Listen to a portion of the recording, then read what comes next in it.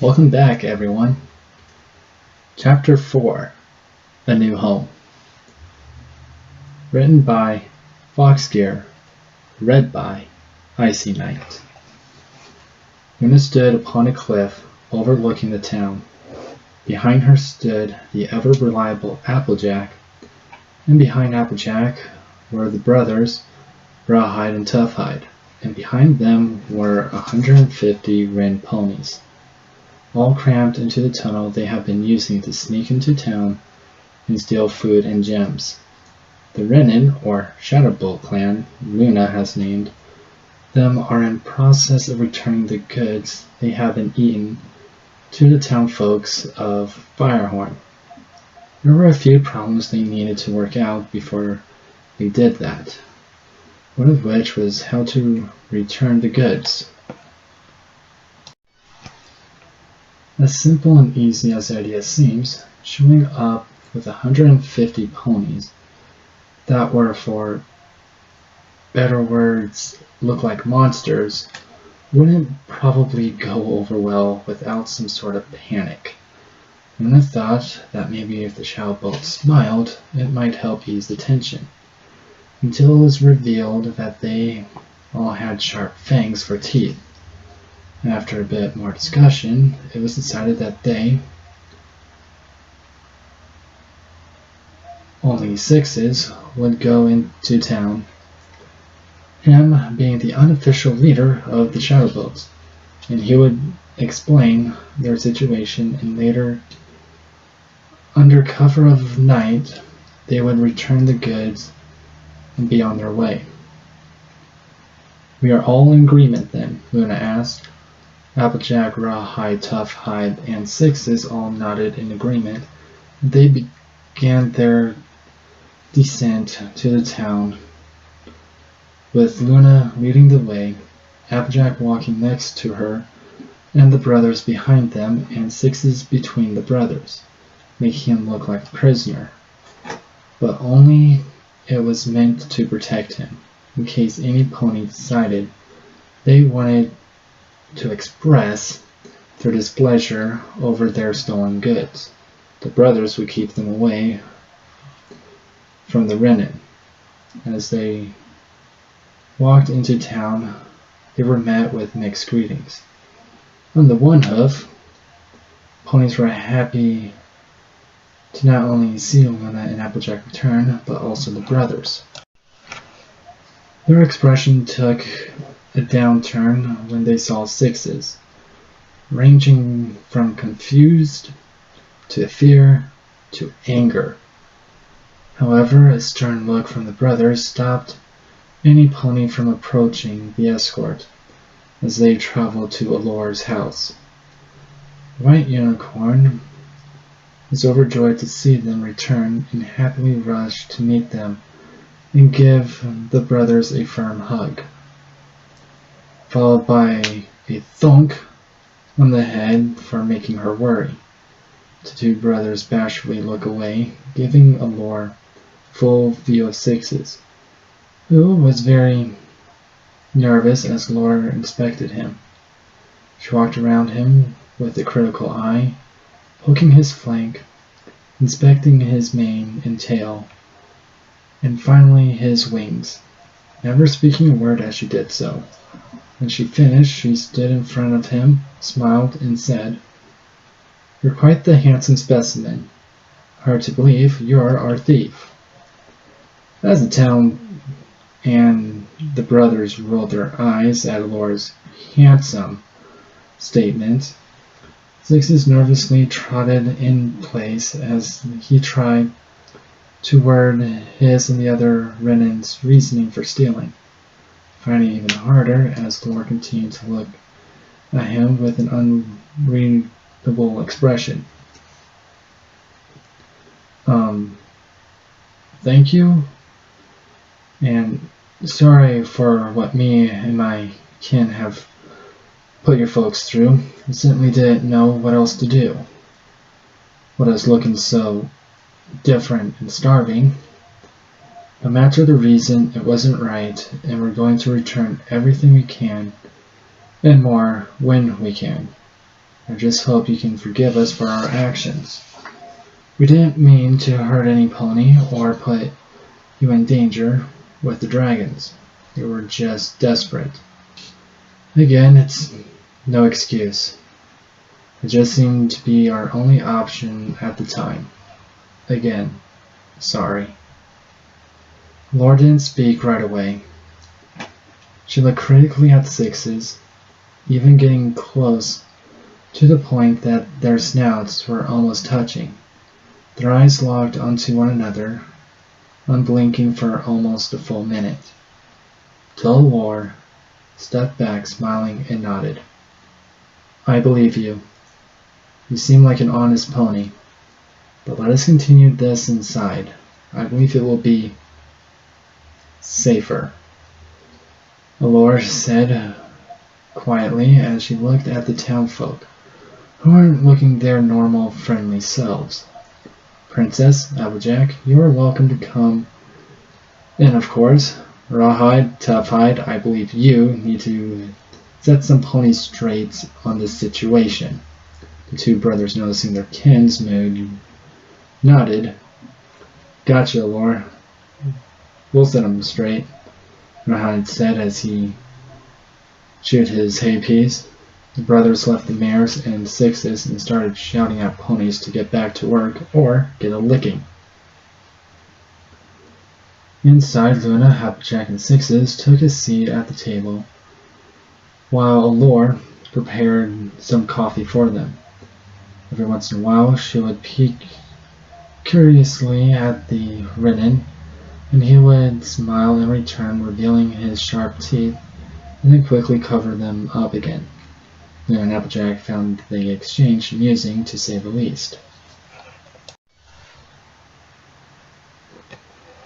Seems like someone may have a crush. What do you think, Luna? Applejack whispered quietly to the night blue mare.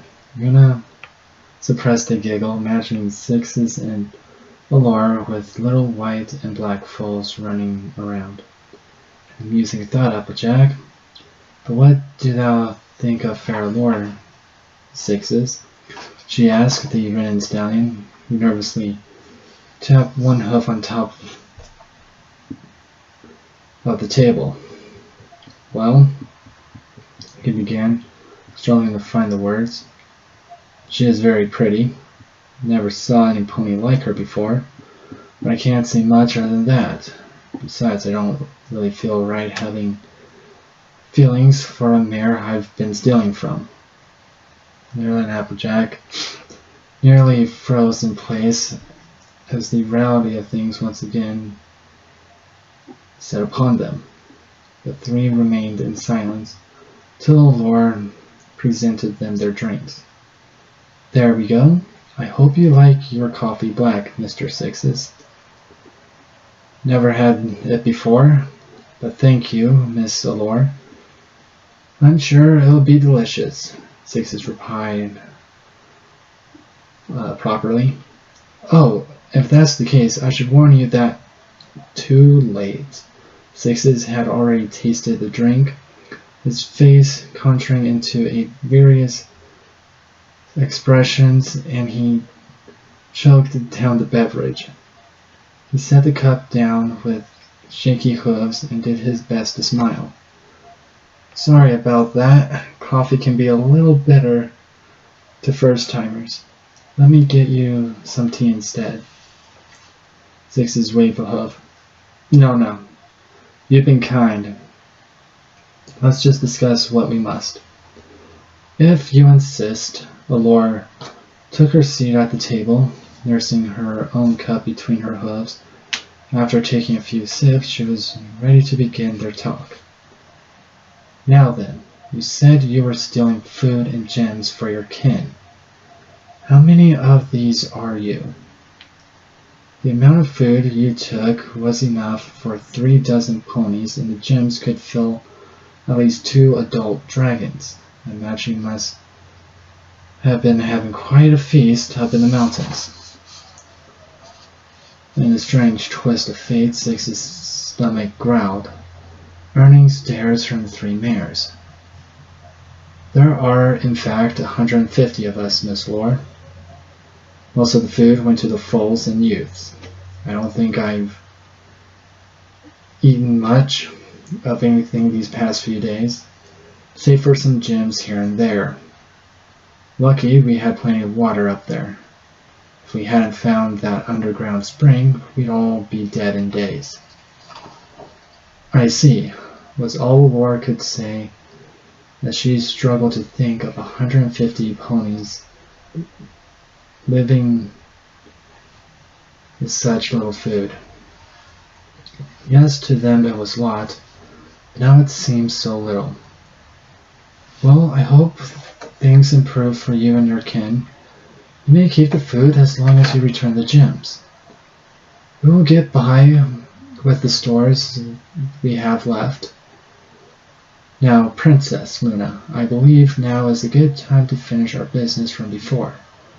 If you would like, I can show you my wares, and you can pick the style of armor you like, and you can work out bid for materials and labor. Oh, let's not forget the contractor to stay at your castle. I'll let you choose from our finest craft ponies. As an extra thank you for your help, I will let you take one of our ponies with you to help build the factories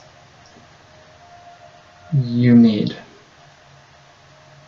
Now, what currency will you be paying in? Gems, gold bits, silver bits, or trade? Gold bits, Luna replied, calculating the amount in her head. I will make a bid after I see your wares.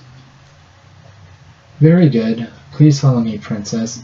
Miss Applejack, Mr. Sixes are of course allowed to join us too. Nah, I'll stay here, Applejack replied. Got any more of this coffee? It's really good stuff. Laura pointed to the pot on the stove. Over there. There are some brownies over there too if you're hungry. Would you like some, Mr. Sixes? Thank you for the invitation, but I think I'll stay here on this comfy pillow. I've been sitting on rocks for months, so you can understand my reluctance to leave. Understandable. You two behave while the princess and I are gone. Allure winked coyly, giggling softly as the two ponies blushed and looked away from one another. Well, they're so cute, don't you think so, Princess? Luna, despite herself, tried imagining Applejack and Sixes together as Dahlia and Mare, with little dragon pony foals running around them and breathing fire. The image, though amusing, didn't seem to fit, and well, it wasn't her place to say who should be with whom. Applejack was simple, kind of pony, and Sixes, well, she may not know much about him, could be considered exotic, and Luna just couldn't picture the two in a long-term relationship. Like she said before, it wasn't her place to say. If you think so, Lore. They are both young and have plenty of time to think of such things at their own pace, Luna replied, carefully, and hoping the white unicorn didn't decide to try to play matchmaker. Oh, the number of times Luna seen ponies make a mess of things trying to play matchmaker. That was why she voted against arranged marriages, especially when most of them involved her and Celestia's hooves in marriage. Celestia had been in agreement, as well as that is why arranged marriages were no longer as written in stone as they used to be. Oh, they still happened, but the arranged couple could now appeal to have their marriage concealed if they wished, cancelled if they wished. Here we are, the Lord declared, as they entered a different part of the house. The room they entered was different from the last armor room. Before the armors were all different and unique and elegant, the armors here were plain, very similar to design, and very simple. These are our mass-produced models. As one pony fits all sort of thing. You can of course make your own design. I'm just showing you these as a reference. Luna nodded as she walked around the displays, eyeing each piece with a discerning eye. The armors were very nice, though nothing to look at for more than a second. This didn't sit well with Luna. She didn't want her soldiers to be another mundane army. She wanted them to look unique. No, that wasn't it. She wanted them to be her army, to represent her and everything she stood for. Having armor the same as any other would just not fit that need. Making her way back, Allure caught sight of something in the darkness of the corner.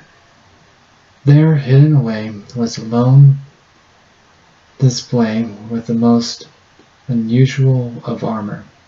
The metal was white as the moon and seems to shine in the darkness. When Luna placed her hoof on it, though, the metal changed color to match her coat. Allure, what is this? Oh, that's Peace, my father, and a good friend of his by the name of Gadget were developing before. Well, you know. It is called the Moon Phase Suit. My father was inspired watching the moon change over time and change color at times. Are you interested in it? Luna ran her hoof along the metal surface. Something just felt right as she rubbed the polished surface. Yes, I will take it. What is the bid for 200 suits of armor? Well, Laura cringed as she did the calculations. About 1 million gold bids for 200 suits. That's including delivery, labor, materials, and fittings. That was too high. There was no way the princess would go for it. Equestria didn't have the kind of money to throw around. Very well, we have a deal. Alora's mouth dropped. What? But princess, the royal treasury couldn't possibly have that much gold on hand. The taxes, you'd have impalement. Luna stopped by gently placing her hoof on her lips. With a coy smile said, "Who said anything about the royal treasury? Celestia and I were adventurers and treasure seekers before becoming princesses. And we have a sum of loot stashed privately away for our own use. 1 million gold bids missing wouldn't even put a dent in our hoard. We have been collecting for a very long time." I see, Laura said, dumbstruck, trying to imagine such hoard. Well then, I shall prepare the paperwork. Please feel free to continue to look around or return to the main room for a snack. I shall return when done. Thank you, Allure. It had been good doing business with you. Now we believe there is a brownie calling out to be devoured by my royal mouth.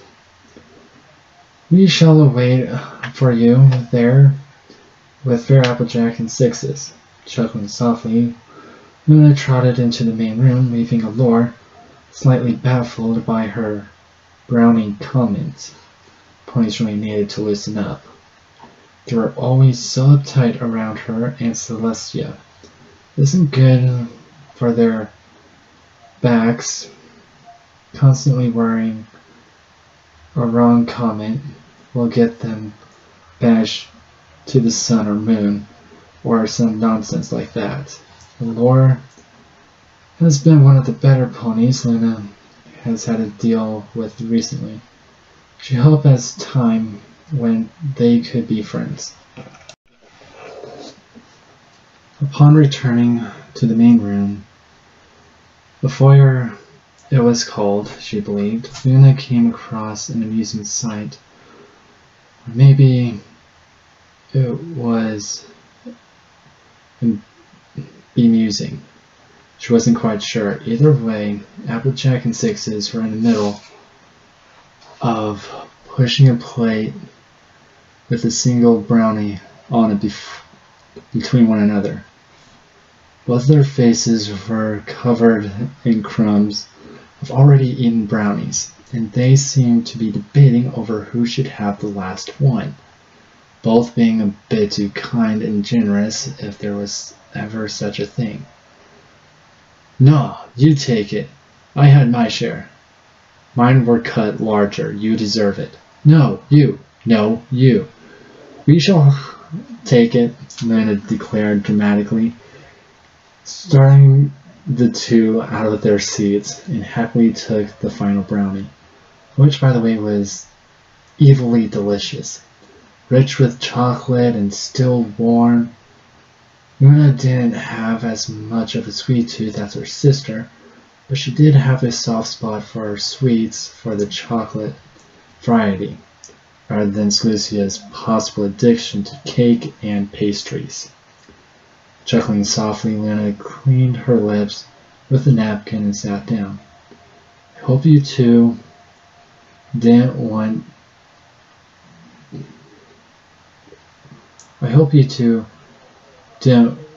wait too long for me. Laura's just processing the bill and other official stuff. Once it is done, we will be off. That is after we select a blacksmith to fly back to the castle with us and return the gems, of course. Of course, Princess. I will go ready then. Sixes trotted to the door and quickly took to the air, disappearing into the shadows in the coming night, before any townfolk could see him. Leaving the two mares alone, one was looking rather nervous, though. "So, what's this about flying now?" Applejack stuttered, images of falling to the ground playing over and over in her head. Luna, not noticing Applejack's hesitation, explained, "There are so many ridden. Walking with such group would take too long and draw too much attention.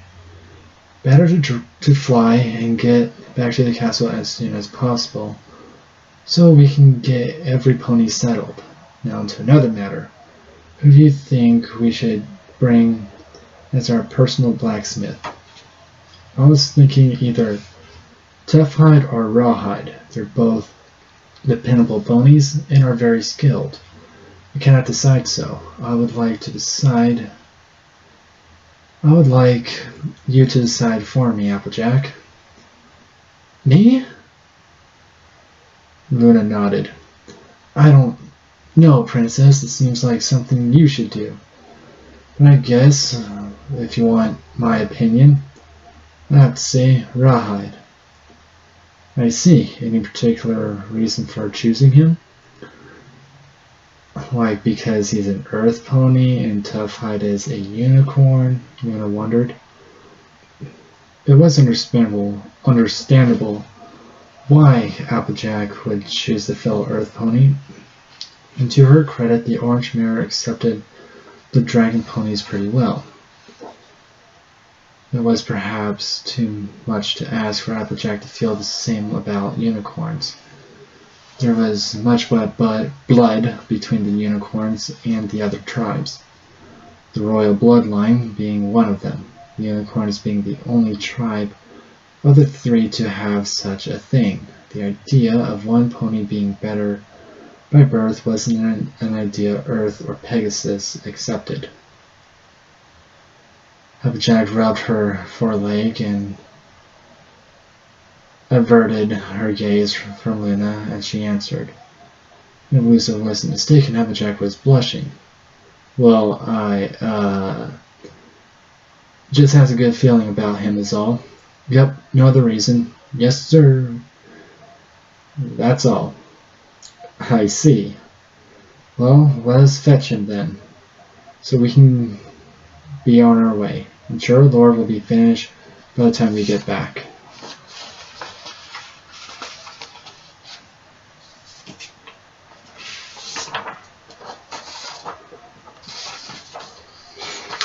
Sounds good. Let's go, Applejack urged as they trotted out the door. Now, what's this about flying again? Don't worry, Applejack, Luna assured. I have a plan.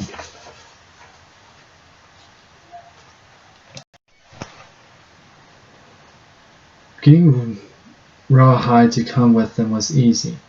The Red Earth Pony was all too eager to go out and see the world, or at least another part of it. That, and he said a job was a job, no matter where you were. In fact, he already got his first request from his new employer. Are you sure about this, Luna? Applejack asked as Rawhide adjusted the harnesses as she was wearing. It was similar to the armor harness, but the key difference was the heavy O-rings on the back,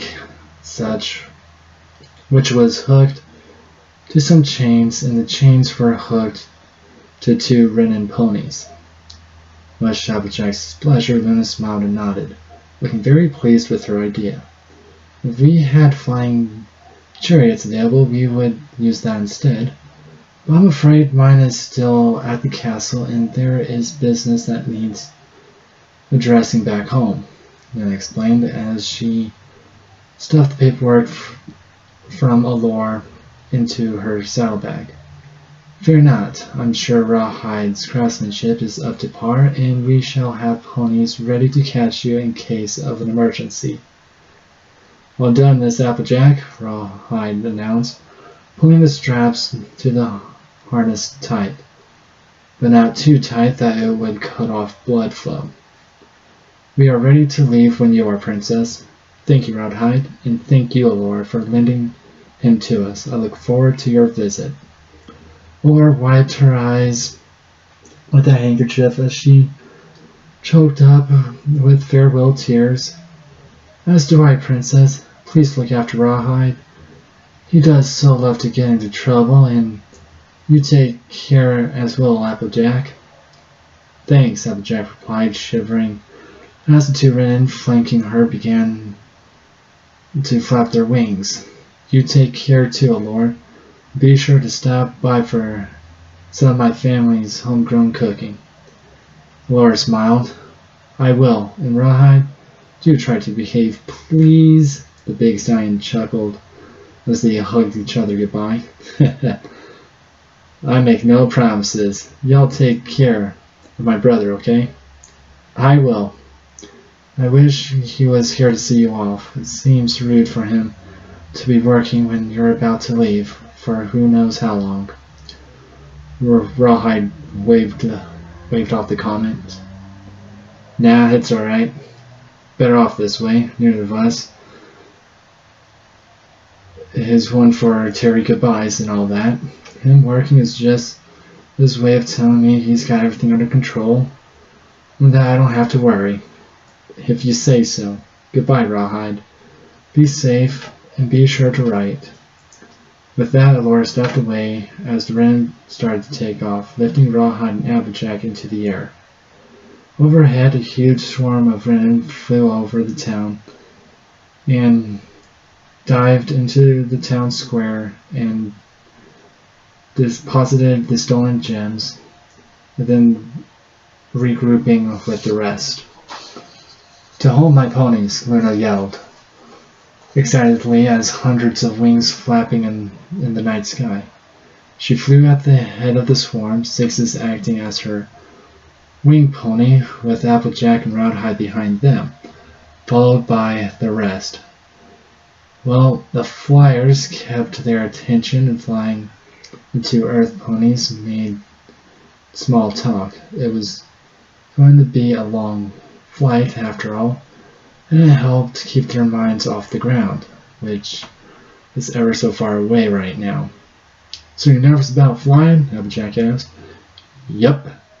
You worried we're about to fall? Nope. It's kind of a pretty view, though. Yep. Are you just going to keep answering with one word? Maybe. Rawhide said coyly. You feeling any less nervous? It might help if you look up. The night sky is always pretty to look at. The night sky was indeed pretty. All the twinkling stars and the moon was so bright and comforting that Applejack began to feel as if she were in a dream. Yeah, it's sure pretty. I don't know why I never thought so before. Sometimes we're all too busy to see the beauty right in front of us, answered Rawhide. Applejack looked at him, feeling something strange bubble in her gut, and she smiled. They fell into comfortable silence, and they just stared at the stars. It was early morning when Luna and Showboats landed in the courtyard, meeting the Apple Clan farmers as they made their way to their fields and orchards.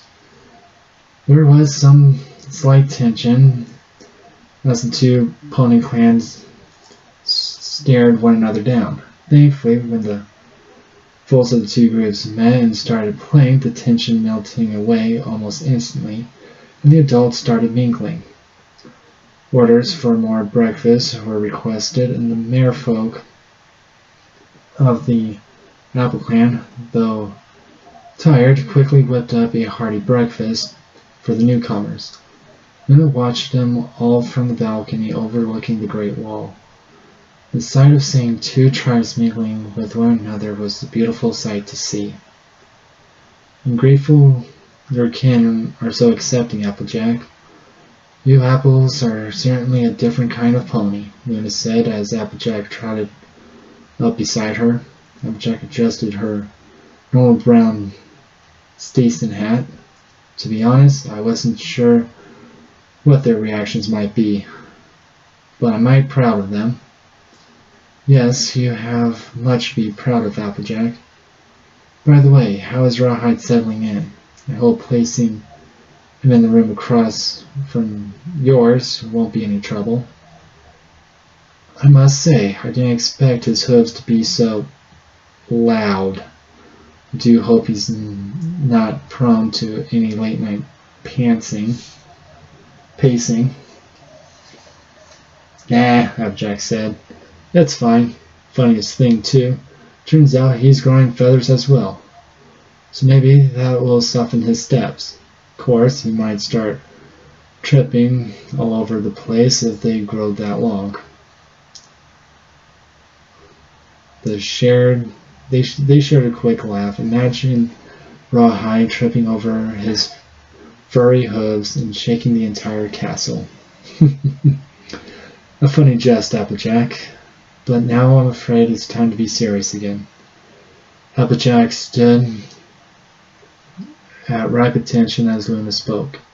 Since we've met, I've had some things come to my attention about how me and my sister run things.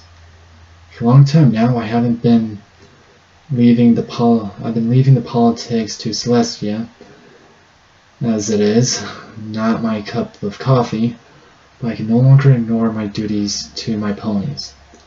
However, I will be doing things my own way. I just want to make that clear to Celestia and the nobles in Canterlot. I would feel much more reassured, though, if you were to accompany me to Canterlot.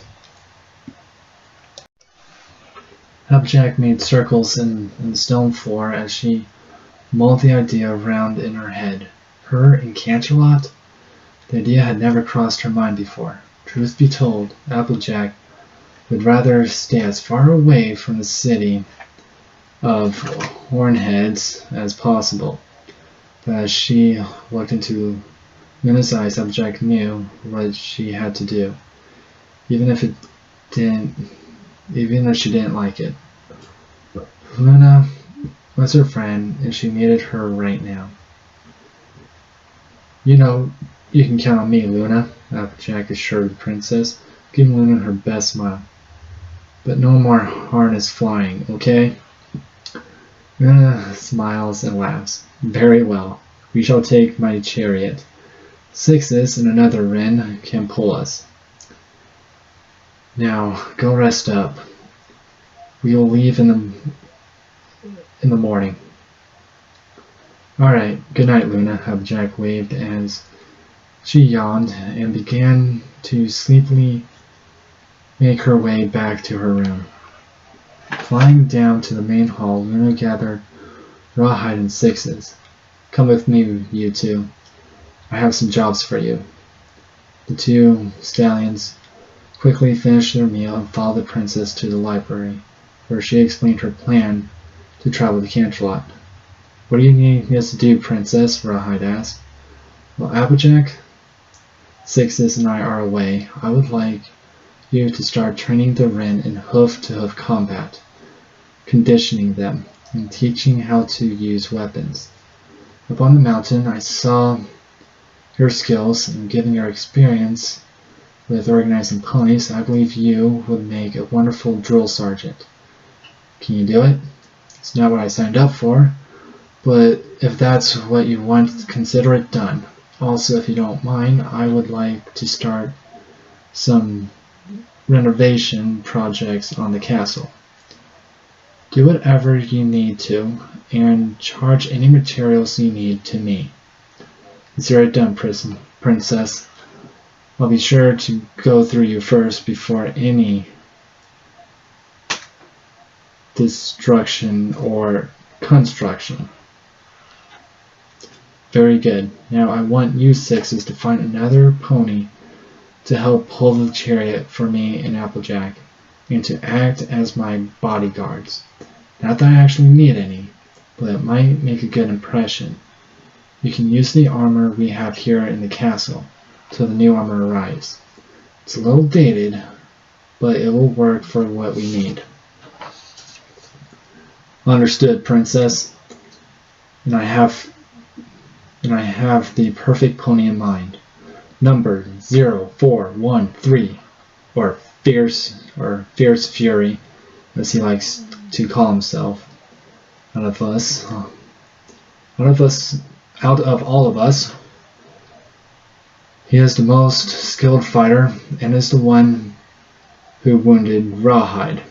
Sorry, that Rawhide snorted and Beckley said it was fine.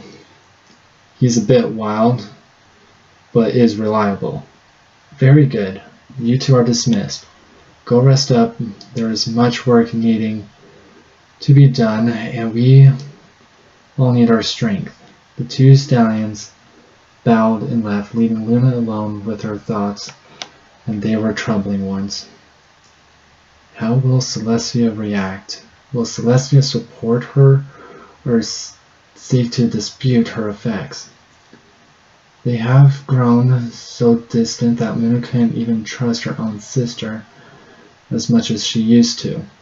Those damn nobles filling Celestia's head with their advice, and damn Star's World for dumping the shackles of royalty on them, and darn them for foolishly agreeing. Luna took a deep breath to calm down. This wasn't the first time she's had such thoughts, and this wouldn't be the last. Most days Luna wished they could return to the time before fighting discord and becoming princesses. The days when they could run wild and free, they traveled anywhere and everywhere they desired and could solve any problem with hoof and magic. Now she and Celestia couldn't even have breakfast together nearly half the time. Yes, part of it was her fault for shrinking away from the summons to Canterlot, but Luna couldn't take all the cloak and dagger business, all the trickery and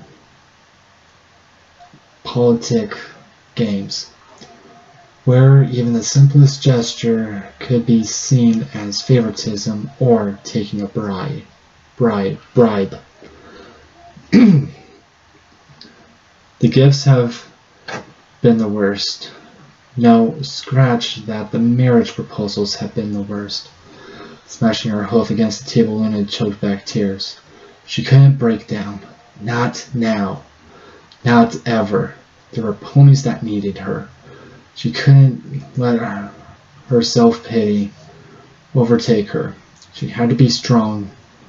For the Apple Clan, for the Shadow Bolts, for every pony that needed protection from the Knights. She made a vow to protect them, and she would. Wiping the tears from her eyes, Luna went to her room and stared at the moon, taking comfort in its radiant glow. She would be strong. She would protect her little ponies, and no pony would stand in her way. Not the nobles, not Star Swirl, not even Celestia. She would protect her subjects alone if needed to. A rush of power surged through Luna. Dark motes dabbed her coat as it darkened to an inky black. The feeling, the power, it was fantastic. Luna, a voice called out to her, snapping Luna out of whatever there was. Yeah, Applejack, is something the matter? The Earth Mare shook her head. No. Just wanted to wish you a good night. Luna blinked, surprised and touched by the gesture.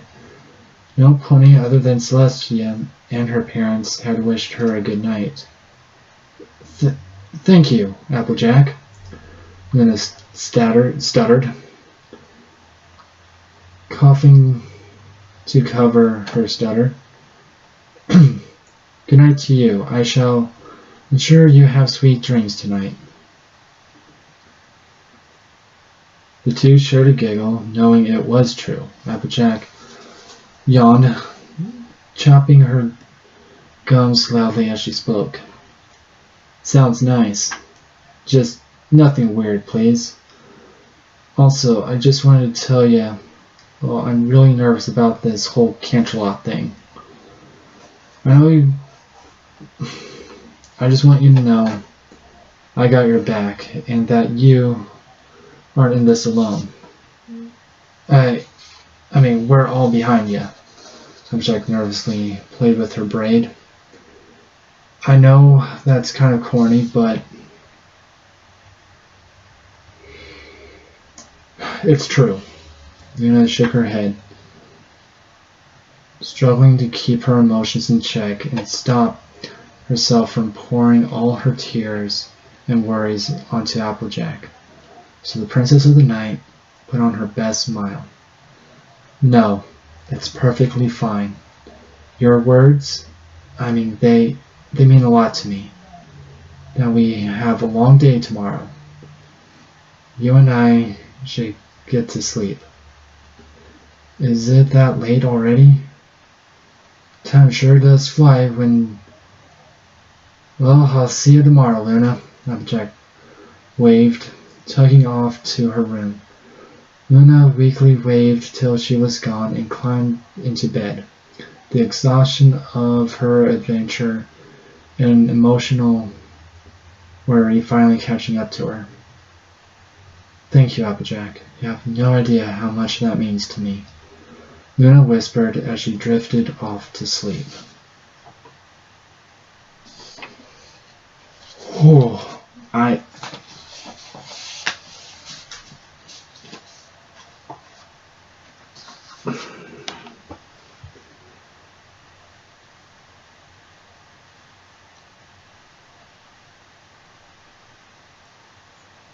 hope you all enjoyed Chapter 4 as much as I have.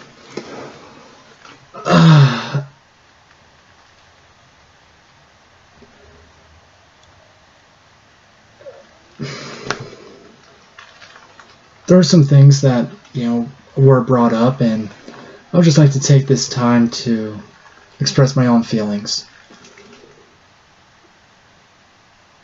Yeah,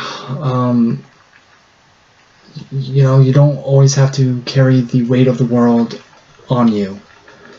as much as we try to. Princess Luna, thinking she can still do everything she can. She has every right to, doubt herself. Can she build this militia? Will Equestria think? Will the Sun Princess Celestia be okay with this? I mean, it is a bit concerning for Luna, yes. But also for me, I am also looked upon with my friends for advice, for comfort, all matters of counseling, you can say. And when push comes to shove, I don't place my burdens on anyone. I keep them all inside. If I do have trouble, I will speak with maybe one person that has earned my trust. But it's just one of those things that, we have to put our pride aside and seek guidance and seek help wherever that may be. Family, for sure. Friends, if you trust them enough. Now, that being said, I want to let you all know that you are loved and you are never alone. Always look up, else you're missing the stars. Everyone, this is Icy Night. Have a wonderful night.